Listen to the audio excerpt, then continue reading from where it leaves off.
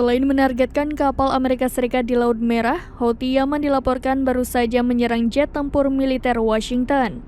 Jet tempur Angkatan Udara Amerika Serikat tersebut dibombardir rudal surface-to-air missile saat terbang di langit Hodeideh, wilayah barat Yaman.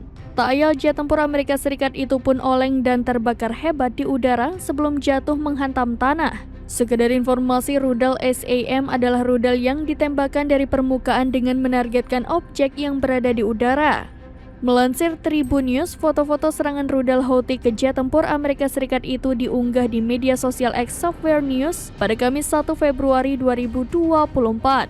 Dalam foto tersebut tampak jet tempur Amerika Serikat itu terbakar hebat di udara. Kepulan asap tebal terlihat menyelimuti sekitar jet tempur tersebut. Sementara dalam keterangan unggahan tersebut dijelaskan bahwa pertahanan udara Yaman berhasil menembak jatuh jet tempur Amerika Serikat. Serangan tersebut terjadi di wilayah udara pesisir Hodeideh Barat Yaman pada Kamis 1 Februari 2024. Dijelaskan pula bahwa Houthi menyerang jet tempur Amerika Serikat itu menggunakan rudal SAM. Namun tidak dijelaskan lebih lanjut soal ada atau tidaknya korban jiwa dalam serangan tersebut.